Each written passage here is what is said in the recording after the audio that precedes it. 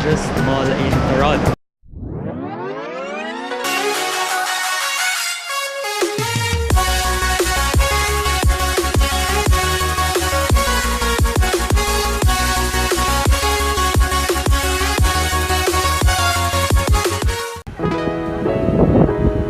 So right now ay nasa bus station ako at kasalukuyan ako iniiwan ng bus.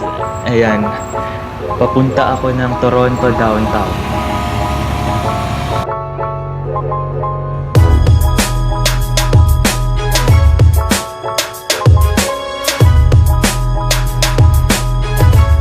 So ganito ang itsura ng bus stop sa Canada. Pag winter, meron niyang heater sa loob.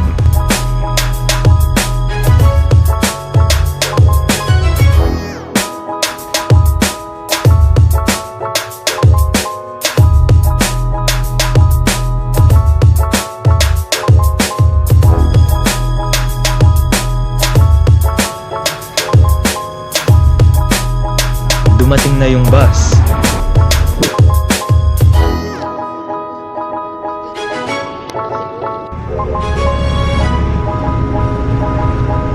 Many tic-tacs later.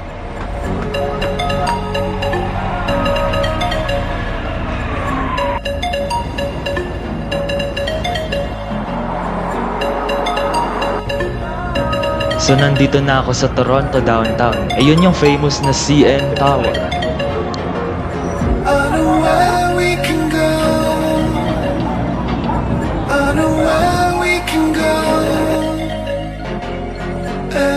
So merong electric train or electric car dito.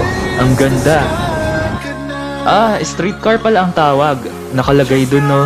Ang sabi, this streetcar weighs 48,200 kilograms. Kasya ang 13 na hippopotamus.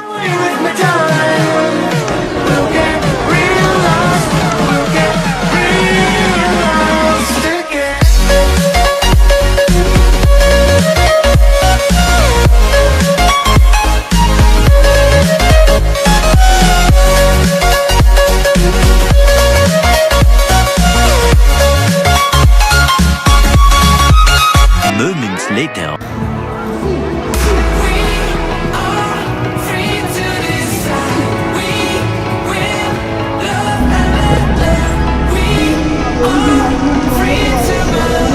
So I'm here at one of the busiest places in Toronto downtown. Ito yung Toronto Eaton Center. Ang daming tao dito, parang nasa New York ka.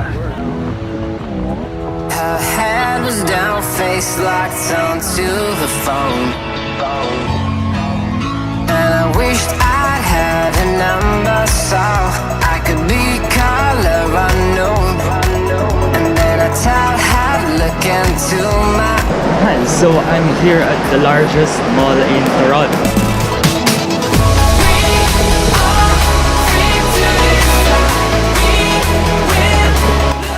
Home of Team Canada.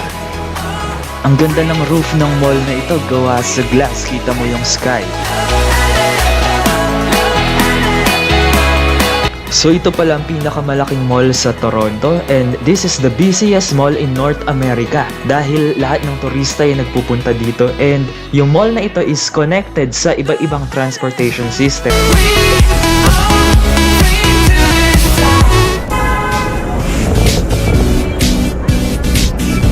Thank you so much sa panonood sa aking mga vlogs.